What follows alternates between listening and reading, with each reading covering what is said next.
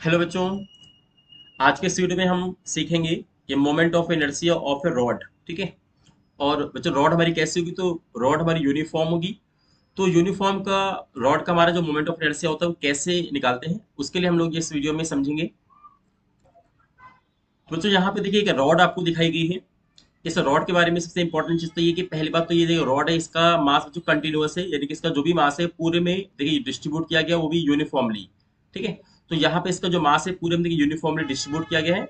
आइए मान लेते हैं कि अगर हमारी पूरी रॉड का जो टोटल मास है वो m है और इसकी जो लेंथ है बच्चों वो टोटल लेंथ की l मान लेते हैं। ठीक है। तो ये इसके बारे में हमको यहाँ पे दिया हुआ है कि रॉड की लेंथ और रॉड का मास हमको दिया हुआ है। अब सबसे इंपॉर्टेंट चीज है कि आपको फाइंड करना मोमेंट ऑफ इनर्शिया। ठीक है। तो मोमेंट ऑफ इनर्शिया आप जानते हैं कि रोटेशनल डायनामिक्स में ही हमको यूज करना होता है। तो आपको इसके पहले ये देखना होगा कि हमारी जो रॉड है वो किस एक्सिस पे यहाँ पे रोटेट कर रही है। अब ये इंपॉर्टेंट है कि आपको एक्सिस वो कहीं भी दे सकता है या आपको पूछा जा सकता है, मे बी सेंटर हो सकता है या मे बी किनारे कहीं भी हो सकता है। तो आइए हम लोग पहला केस का यहाँ पे जो मान के चल रहे हैं कि अगर हमको सेंटर के अराउंड इसको मैं रोटेट कराऊं, तो देखिए आप यहाँ पे क्या करेंगे, जो इसका देखिए सेंटर मतलब जो इसका सेंटर मास होगा, मान लेते हैं इसका सेंटर मास देखिए यहाँ पे, तो हम लोग यहीं से मान लेते हैं ये एक्सिस के पास हो रही है। ठीक है। तो इसका ये सेंटर मास हो गया, तो इसी के अराउंड अगर ये हमारी जो रॉड यहाँ से रोटेट करे तो आपसे क्वेश्चन पूछा जाएगा कि बताइए इसका मोमेंट ऑफ इनर्शिया क्या होगा। इसके अलावा फिर आपको इसके अलावा कहीं भी पूछ सकता है, किनारे से पूछ सकता है या कहीं बीच में आपसे कहीं भी पूछा जा सकता है। तो आइए इसको कैसे देखिए फाइंड आउट करेंगे। तो सबसे इंपॉर्टेंट चीज है कि देखिए हमारा जो मोमेंट ऑफ इनर्शिया जो आई निकालना है, क्योंकि ये कंटिन्यूअस मास है तो आपको फॉर्मूला देखिए क्या यूज करना है। तो फॉर्मूला आपको यूज करना है इंटीग्रेशन और डीएम। ठीक है। डीएम इंटू में आर या एक्स या जो भी आपको है, यहाँ पे आर का स्क्वायर भी फिलहाल मैं मान के चल रहा हूँ। ये बच्चों आपको फॉर्मूला यूज करना है जब भी कोई भी मास हमारा कंटिन्यूअस होता है, तो यहाँ पे ये फॉर्मूला हमारा यूज होगा। अब यहाँ पे इंपॉर्टेंट है कि जो आर है ये डिपेंड करेगा आपकी एक्सिस पे। अगर एक्स एक्सिस है तो यहाँ पे एक्स स्क्वायर कर लेंगे, अदरवाइज वाई स्क्वायर या फिर जेड स्क्वायर। अभी कैसे फाइंड आउट करेंगे आइए देखते हैं। सबसे पहले बच्चों हमको ये पूरी रॉड का यहाँ पे फाइंड करना है मोमेंट ऑफ इनर्शिया। तो क्यों ना एक काम ही किया जाए कि हम लोग पूरी रॉड को ना लेकर के इसका कोई छोटा सा एलिमेंट यहाँ पे ले लेते हैं। तो देखिए मान लेते हैं कि ये एक छोटा सा देखिए मैंने पार्ट लिया, ये देखिए। ठीक है। अब ये देखिए बच्चों मैंने जो पार्ट लिया है, तो एक तो ये बहुत छोटा पार्ट, तो इसका जो मास होगा वो क्या होगा, वो बहुत छोटा, यानी कि डीएम मान लेंगे हम लोग। वही यहाँ पे देखिए डीएम फॉर्मूले में लिखा हुआ है। ठीक है। यहाँ पे एक तो डीएम लेंगे और इसका जो जो लेंथ है वो बहुत स्मॉल है, तो उसको डीएक्स से हम लोग यहाँ पे डिनोट कर रहे हैं। ठीक है। ये आपका जो एलिमेंट है इसका जो मास है वो बहुत ही छोटा है, तो डीएम यहाँ पे लेंगे और इसका जो लेंथ है बच्चों वो डीएक्स लेंगे। लेकिन ये डीएक्स एक्चुअल में हमारे एक्सिस से कितना दूर है, तो इसके लिए फिर आप इस एलिमेंट को एक्सिस से बच्चों मिलाएंगे। तो ये देखिए परपेंडिकुलर डिस्टेंस क्या आ गया, देखिए एक्स आ गया। तो ये मान सकते हैं कि हमारा जो एलिमेंट है वो एक्स डिस्टेंस पे दूर है और एलिमेंट का जो डिस्टेंस कितना है तो एक्स डीएक्स हो गया। अब जब यहाँ पे इतनी बात आपको क्लियर होगी, तो आइए यहाँ पे देखिए मोमेंट ऑफ इनर्शिया से कैसे हम लोग को निकालना है। तो आई का फॉर्मूला आप जानते हैं कि इंटीग्रेशन यहाँ पे लिखना है। अब आपको डीएम बच्चों चाहिए, तो डीएम कैसे निकालेंगे। तो डीएम का मैंने तरीका आपको बताया था कि सबसे पहले ये देखेंगे कि आपको जो दिया हुआ है सिस्टम ये किस एक्सिस पे लाई कर रहा है। तो कंफर्म है ये ओनली वन एक्सिस है, यानी कि वन डायमेंशनल पे। तो आपको यहाँ पे जो लैम्डा यूज करना है। ठीक है। लैम्डा क्या होता है, मास डेंसिटी, या अगर पूरा आप यूज करना चाहेंगे तो total mass upon total length. ठीक है, ये आप यूज करेंगे। तो यहाँ पे देखिए ये हो गया मास डेंसिटी यानी कि m बाई एल। अब देखिए कितना मास होगा, तो कंफर्म मल्टीप्लाई बाय dx। आप लेंथ का मल्टीप्लाई करेंगे dx का, तो ये कहीं ना कहीं डीएम आ जाएगा। तो यहाँ पे आपको ये करना है कि जो डीएम है ना, यहाँ पे लिखेंगे m बाई एल और यहाँ पे जो dx लिखेंगे। अब देखिए आगे क्या होता है, आगे होता है आर स्क्वायर, मतलब उस एलिमेंट का एक्सिस से परपेंडिकुलर डिस्टेंस, जो कि आप देख सकते हैं कि हमारे एलिमेंट देखिए एक्सिस से कितना दूर पे है, तो देखिए एक्स डिस्टेंस पे दूर है। तो यहाँ पे आपको क्या करना है, यहाँ पे एक्स स्क्वायर का मल्टीप्लाई कर देंगे। तो ये बच्चों हमको यहाँ पे लिखा। अब क्योंकि लिमिट आपको क्या देखना है, लिमिट में पूरी रॉड को आप देखना है। तो देखिए पूरी रॉड कहाँ से स्टार्ट हुई, देखिए हमारे एक्सिस से देखिए पीछे यहाँ से स्टार्ट हो रही है और एक्सिस के आगे देखिए यहाँ तक गई है। तो क्या बता सकते हैं ये बच्चों गैप कितना होगा, पक्का ये भी l/2 के बराबर आप देख रहे हैं, क्योंकि एक्सिस तुम्हारे बीच में है। ये भी हमारा देखिए टोटल जो आधा डिस्टेंस कितना है बच्चों, l/2।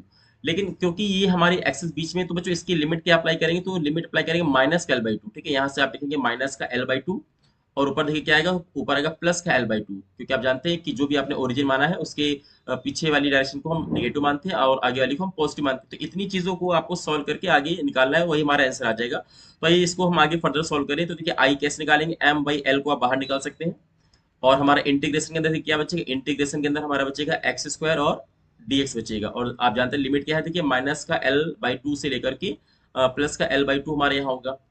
अब इसके बाद अगर हम इसका इंटीग्रेशन करेंगे तो बताइए इंटीग्रेशन क्या होगा, तो आई इक्वल टू आप लिखेंगे m बाई एल।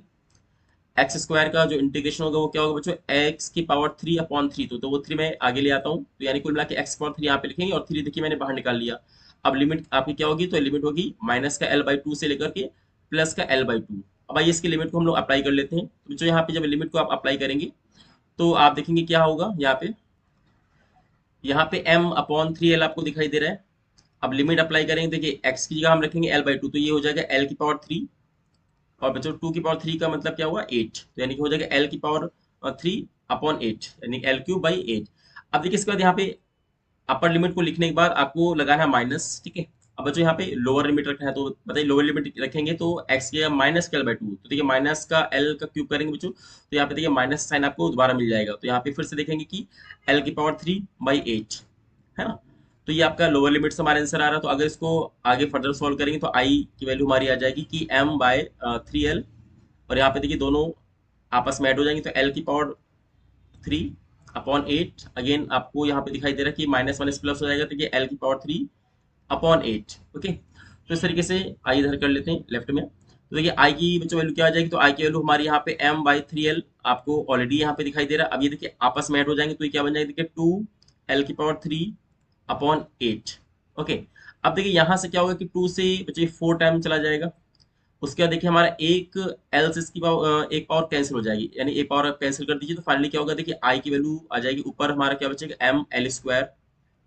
ओके, और नीचे देखिए 3 का मल्टीप्लाई 4 से, तो क्या आएगा बच्चों 12 आ जाएगा। तो ये होता है किसी भी यूनिफॉर्म रॉड का हमारा मोमेंट ऑफ इनर्शिया। अगर बच्चों एक्सिस कहाँ से लाई कर रही है, एक्सिस हमारी सेंटर से लाई कर रही है, या फिर ऐसे कर देंगे कि सेंटर ऑफ मास से लाई कर रही है, तो उसको चाहे तो आई की बात आप छोटा cm भी लिख सकते हैं।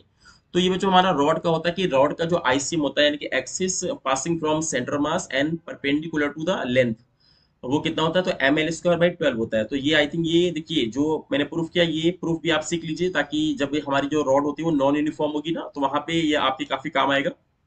और अगर इसके अलावा अगर आपको यूनिफॉर्म रॉड का ही क्वेश्चन आता है, तो बच्चों ये आपको एज इट इज का जो कॉन्सेप्ट है, फॉर्मूला ये याद रखिए। फॉर्मूला आपके काफी काम आएगा कि सेंटर ऑफ मास से अगर हमारी रॉड की एक्सेस पास हो रही, तो हमारा आईसीएम कितना होगा, ml²/12 आएगा। अब आइए अगर देख लेते हैं कि हमारी एक्सेस में जो सेंटर मास से पास ना हो, बल्कि किसी एक साइड से पास हो, तो उसका हम कैसे यहाँ पे मोमेंट ऑफ इनर्शिया निकालेंगे। अब देखिए बच्चों हमारा अगला जो टॉपिक है ये रॉड पे बेस्ड है। अब इसमें क्या होगा कि हमारे देखिए वही रॉड है, यूनिफॉर्म रॉड है, जिसका जो मास है पूरे में देखिए क्या है, यूनिफॉर्मली डिस्ट्रीब्यूट किया गया है, ठीक है। ये पूरे मास देखिए यूनिफॉर्मली डिस्ट्रीब्यूट किया गया, और आपको सेम कहा गया कि जो रॉड की लेंथ वो है कैपिटल एल, और उसका जो मास क्या है एम। बट इस बार क्या है कि जो रॉड की एक्सेस है वो देखिए सेंटर ऑफ मास यानी बीच में लाई ना करके किसी किनारे पे है, ठीक है। अब आपको इस रॉड को इस किनारे से कहीं ना कहीं रोटेट किया जा रहा है। तो क्वेश्चन आ रहा है, बताइए इसका जो मोमेंट ऑफ इनर्शिया है वो कितना होगा। तो देखा जाए कॉन्सेप्ट हमारा अभी भी वही है कि आप जब आई निकालेंगे तो आपको आई का फॉर्मूला देखिए क्या होगा। तो बच्चों आई का फॉर्मूला हमारा होगा इंटीग्रेशन, उसके बाद आपको लिखना है डीएम, और यहाँ पे मल्टीप्लाई बाय r²। तो जब भी हम लोग कंटिन्यूअस मास की बारे में बात करेंगे तो ये आपको फॉर्मूला यूज करना है, ये तो आपको मैंने ऑलरेडी बताया हुआ है। अब यहाँ पे वही सेम तरीका है कि आप पूरी रॉड का अगर आपको मोमेंट ऑफ इनर्शिया निकालना है, तो उससे पहले आप एक छोटा सा एलिमेंट यहाँ पे चूज कर लीजिए। मान लेते देखिए हम लोगों ने यहाँ पे एक छोटा सा बच्चों एलिमेंट चूज किया जिसका मास बहुत ही छोटा होगा, तो इसका देखिए मास हम लोग डीएम मान लेते हैं, और इसकी लेंथ भी बहुत छोटी होगी, तो इसकी बच्चों लेंथ क्या है dx मान लेते हैं। और ये एक्चुअली एलिमेंट हमारा एक्सिस से कितना दूर पे लाई कर रहा है, तो उसको x मान लेते हैं कि x एक्सिस, या सॉरी हाँ x परपेंडिकुलर डिस्टेंस आपकी ये लाई कर रहा है, बिकॉज यहाँ पे जो ये r ये स्क्वायर होता है, ये कहीं ना कहीं परपेंडिकुलर डिस्टेंस आपकी होती है, ठीक है। तो अब आपको जैसे ही आई निकालना होगा, तो बताइए आई कैसे निकालेंगे। अगेन आपको चाहिए इंटीग्रेशन, यहाँ पे लगाइए डीएम बच्चों कैसे चाहिए, तो डीएम निकालने के लिए कंफर्म है आपको इस छोटे से एलिमेंट का आपको मास चाहिए, तो मास से निकालने से पहले आपको m अपॉन एल करना होगा, यानी कि मास का डेंसिटी। उसके बाद बच्चों इसका जो लेंथ है, लेंथ से मल्टीप्लाई कर दीजिए आप, तो यहाँ पे dx से आप मल्टीप्लाई कर देंगे, ये हो जाएगा कहीं ना कहीं इसका डीएम। और आर स्क्वायर मतलब कि परपेंडिकुलर से जो डिस्टेंस क्या, तो x², तो यहाँ पे x² का हम मल्टीप्लाई कर दीजिए। अब बताइए लिमिट इस बार कैसे लगाएंगे। तो देखिए आपकी लिमिट क्या है, रॉड जहां से स्टार्ट हो रही है, देखिए एक्स हमारी वहीं पे है, तो यहाँ पे 0 से स्टार्ट करेंगे, और यहाँ पे आते आते आपकी लेंथ पूरी कंप्लीट हो जाएगी, तो यहाँ पे देखिए एल का यूज कर लेंगे हम लोग। तो हमारी जो बच्चों लिमिट लगेगी वो होगी 0 से लेकर एल तक हमारी लिमिट लगेगी। अब इसी को चलिए फर्दर सॉल्व कर लेते हैं कि आई कैसे निकालेंगे। देखिए एम अपॉन एल को हम लोग यहाँ पे बाहर कॉमन कर लेंगे, और यहाँ पे लिमिट क्या होगी 0 से एल इंटीग्रेशन में, और यहाँ पे आपको लिखना है x² और dx। अब उसके बाद देखिए आई और आगे फर्दर सॉल्व करेंगे, तो यहाँ पे m अपॉन एल आपको दिखाई दे रहा है। अब बताइए x² का इंटीग्रेशन क्या होगा, अगेन x की पावर 3 और अपॉन 3, तो 3 को देखिए मैं बाहर निकाल लेता हूँ ऐसे। अब लिमिट बच्चों क्या होगी, तो लिमिट आपकी होगी 0 से लेकर के l तक। अब इसके बाद अगर यहाँ पे लिमिट आप अप्लाई करेंगे तो यहाँ पे देखिए लिमिट क्या हो जाएगी, तो आपको m अपॉन 3l आपको यहाँ पे लिखना है, और यहाँ पे आप जानते हैं कि अपर लिमिट से अपने को आंसर मिलेगा, बिकॉज लोअर लिमिट तो 0 है, तो यहाँ पे अपर लिमिट अप्लाई करेंगे तो ओनली ये जो l की पावर 3 आ जाएगा। ठीक है, अब आप देखेंगे एक l से इसका एक पावर कैंसिल हो जाएगा, दैट मीन्स आपको जो टोटल i मिलेगा, तो i कितना मिलेगा, देखिए ऊपर आपका बचेगा m l स्क्वायर, और अपॉन बच्चों क्या होगा 3 आएगा। ठीक है, तो अब देखिए यहाँ से क्या हुआ, आपको पता चल गया कि अगर हम उसी रॉड को पहले अगर देख रहे थे कि हमारा सेंटर पे जो एक्सिस था, तो हमारा आंसर क्या आ रहा था, देखिए हमारा आंसर आ रहा था एम एल स्क्वायर अपॉन 12 आ रहा था। ठीक है, अब देखिए हमारा क्या आंसर आ रहा है, अभी हमारा आंसर आ रहा है कहीं ना कहीं एम एल स्क्वायर बाई 3 आ रहा है। ठीक है, तो इससे बच्चों क्या मालूम चल रहा है, देखिए इससे मालूम चल रहा है कि कहीं ना कहीं अब इस समय हमारा जो यहाँ पे आई की वैल्यू है, देखिए पहले से बढ़ गई है। ठीक है, क्योंकि आप देख सकते हैं कि यहाँ पे पहले नीचे देखा जाए, इसके पहले हमने क्या फाइंड किया था, सेंटर ऑफ मास से हमारा एम एल स्क्वायर बाई देखिए 12 आ रहा था, तो आप देख सकते हैं कि नीचे की वैल्यू क्या थी, जो बड़ी थी, तो हमारा कहीं ना कहीं आई क्या है, जो भी आपको आएगा वो कमी आएगा। अभी देखिए क्या हुआ, नीचे की वैल्यू देखिए हमारी बच्चों कम हो गई है ना, तो इससे हमारा आई क्या होगा, देखिए पहले से बढ़ गया। दैट मीन्स अभी क्या है, आपको साफ साफ दिखाई दे रहा है कि हमारा जो मोमेंट ऑफ इनर्शिया है ना, वो कहीं ना कहीं ज्यादा हो गया। अब मोमेंट ऑफ इनर्शिया की ज्यादा या कम होने से क्या प्रॉब्लम क्या आती है, तो आपको पता है कि बच्चों ये जैसा कि हमारा लीनियर मोशन में जो इनर्शिया का रोल होता है, वही रोटेशनल मोशन में मोमेंट ऑफ इनर्शिया का रोल होता है। इससे देखिए जितना हमारा आई ज्यादा आएगा, उससे ही पता चलता है कि उसको रोटेट कराने में उतना ज्यादा आपको कहीं ना कहीं ज्यादा इफर्ट करना पड़ेगा, ये कह सकते हैं। तो आपको अभी देखिए दोनों आपने निकाल के देख लिया, तो आपसे मैं क्वेश्चन जनरेट करूं, बताइए कि किसी यूनिफॉर्म रॉड को अगर सेंटर ऑफ मास अगर आपको रोटेट कराना है, या फिर अगर उसको मैं किसी एज से किनारे से मैं इसको रोटेट कराऊंगा, बताइए किस में ज्यादा आपको एफर्ट लगाना पड़ेगा आपको, है तो आपको सीधे पता है कि सर यहाँ पे जो सेकंड वाला केस है, यहाँ पे देखिए आई आपका ज्यादा है। ठीक है, आई की वैल्यू हमारी देखिए ज्यादा है, इसका मतलब क्या, अभी आपको ज्यादा कहीं ना कहीं मेहनत करनी होगी, ज्यादा आपको इफर्ट करने होंगे इसको उसी रॉड को घुमाने के लिए। तो ये से हमको यहाँ पे लॉजिक मालूम चलता है। तो आई थिंक आई होप आपको दोनों क्लियर हो गए होंगे कि यहाँ सेंटर मास की value M L square upon 12, और किनारे से क्या है बच्चों, एम एल स्क्वायर बाई 3। अब देखिए ये जो आपने देखा किनारे वाले से निकालना, इसको बच्चों एक हम और मेथड से भी सॉल्व कर सकते हैं। वो मेथड क्या है, इसकी थ्योरम। ठीक है, अभी आपको मोमेंट ऑफ इनर्शिया की आगे मैं एक एक करके थ्योरम पढ़ाऊंगा। बेसिकली इसकी दो थ्योरम होती है, एक होती है परपेंडिकुलर एक्सिस थ्योरम, एक होती है पैरेलल एक्सिस थ्योरम। तो यहाँ पे देखिए बहुत आसानी से क्या होता है कि अगर थ्योरम आपको कॉन्सेप्ट क्लियर है, तो थ्योरम से ना बहुत इजीली हम चीजों को निकाल लेते हैं। तो ये थ्योरम क्या है, ये देख लेते हैं। तो देखिए बच्चों, ये जो आपकी थ्योरम होती है, थ्योरम से इसको हम कैसे प्रूव करें, देखिए हमारा जैसे कि मैंने बताया कि हमारी एक थ्योरम होती है पैरेलल एक्सिस थ्योरम। उसमें क्या होता है, आपको अगर आईसीएम की वैल्यू पता है, जैसे कि अभी आपको मैंने बताया था कि इसका जो सेंटर मास है, इसके अलोंग जो हमारी एक्सिस थी, इसके पहले का केस, उसका देखिए आपको कहीं ना कहीं मैंने आईसीएम निकालना सिखाया था, कितना आया था एम एल स्क्वायर बाई 12। तो आपको ये ध्यान देना, अगर किसी ज्योमेट्री का अगर आपको जो आईसीएम मालूम है, तो आपको आईसीएम की वैल्यू को यहाँ रखना है, प्लस यहाँ पे ही करना है। प्लस में क्या है, उस ज्योमेट्री का टोटल मास, देखिए एम क्या है, टोटल मास। ठीक है, आपको उसका ज्योमेट्री का टोटल मास रखना है। और ये बच्चों, ये ए क्या है, ए क्या है, दोनों एक्सिस के बीच का गैप। ठीक है, यानी कि आपको आईसीएम जो भी है वो तो आपको ऑलरेडी पता होगा। अब जहां पे पूछा जा रहा है आपसे एग्जाम में, वहां पे अगर आपसे पूछ रहा है कि बताइए हमारा कितना होगा इसका मोमेंट ऑफ इनर्शिया, तो उनके बीच का जो गैप होता है ना, इसको ए से हम लोग डिनोट करते हैं। ठीक है, यही आपको पहचानना है कि उसकी वैल्यू क्या है। तो अगर आप देखिए आईसीएम, अगर बच्चों को अगर याद है, देखिए इसको हम एक्सिस का फॉर्मूला कैसे लगाएंगे, यहाँ पे देखिए बताइए आईसीएम कितना अपना आंसर आया था, तो आप कह सकते हैं sir M L square by 12। ठीक है, ये इसका आईसीएम निकाला था अभी आप लोगों ने। उसके बाद प्लस करिए, बताइए पूरी रॉड का देखिए मास कितना है टोटल, तो आप एम यहाँ पे लिखेंगे। अब बताइए ए क्या है, दोनों एक्सिस के बीच का गैप, आप बताइए गैप कितना है, तो कंफर्म है एल बाई 2 है, आधा गैप। देखिए टोटल रॉड की अगर लेंथ एल है, तो इसका बच्चों क्या है, आधा एल बाई 2। तो एल बाई 2 का स्क्वायर करेंगे तो क्या आएगा, तो यहाँ पे आ जाएगा एल स्क्वायर, और यहाँ पर अपन 4 आ जाएगा। अब इसका एलसीएम अगर आप ले लेंगे, तो यहाँ पे देखिए एलसीएम क्या हो जाएगा, आपका एलसीएम हो जाएगा 12। यहाँ से आपको मिलेगा एम एल स्क्वायर, जबकि यहाँ से क्या मिलेगा बच्चों, तो यहाँ से मिलेगा 3 एम एल स्क्वायर आपको मिल जाएगा। दोनों को ऐड करेंगे तो आप देखेंगे यहाँ से क्या आ रहा है, यहाँ से आपको आ रहा है 4 एम एल स्क्वायर अपॉन में 12 आपका आ जाएगा। तो अगेन इसको कट करेंगे तो ये 3 टाइम चला जाएगा। तो आप देख सकते हैं कि देखिए थ्योरम से भी हमारा ये सेम प्रूफ होकर आ गया कि एम एल स्क्वायर बाई 3।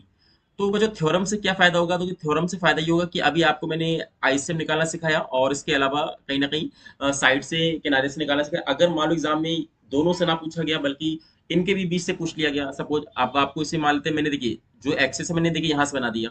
ठीक है, अगर मैंने एक्सेस यहाँ से बना दिया, तो फिर आपको दोनों मेथड से ही सॉल्व हो जाएगा, कोई दिक्कत नहीं। बट आपको फिर लिमिट का ध्यान देना पड़ेगा। अगर आप बेसिक मेथड से आते हैं, तो फिर आपको देखना होगा कि हमारी डॉट कहाँ से कहाँ पे लाई कर रही है। तो अभी देखिए अगर मैं यहाँ से पूछ लेता हूँ, बताइए आई, सपोज ये आई डैश है, बताइए आई डैश कैसे निकालेंगे, तो अभी देखिए थ्योरम का यूज कर लीजिए आप। आई डैश यहाँ पे लिखेंगे, आई से बताइए कितना था अपने पास, तो एम एल स्क्वायर बाई 12 था। अब उसके बाद प्लस करेंगे, देखिए टोटल मास एम लिखेंगे। अब आपको बताइए यहाँ आई डैश वाला आपको निकालना है, और आईसीएम के बीच का बताइए गैप कितना बच्चों, कि आईसीएम के बीच का गैप आपको यहाँ पे दिख रहा है L/4, क्योंकि L/2 का भी आधा हो गया L/4, तो इसका स्क्वायर बच्चों क्या होगा, तो L² बाय 16।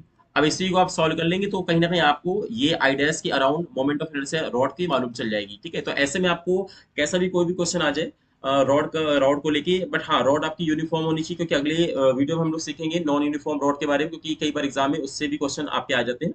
बट इस लेक्चर में आपको मैंने सिखाया कि यूनिफॉर्म रॉड का मोमेंट ऑफ इनर्शिया कैसे निकालेंगे, तो मैं कहूंगा आपको रिजल्ट बहुत अच्छे से याद कर लीजिए दोनों के। ठीक है, आईसीएम भी याद कर लीजिए और साइड से भी याद कर लीजिए, ये आपके न्यूमेरिकल्स में काफी काम आएंगे, आपको एज इट इज उसको याद रखना है। तो आई होप आपको वीडियो क्लियर हो गया होगा, तो मिलते हैं एक और अच्छी वीडियो में, तब तक के लिए बहुत बहुत थैंक यू।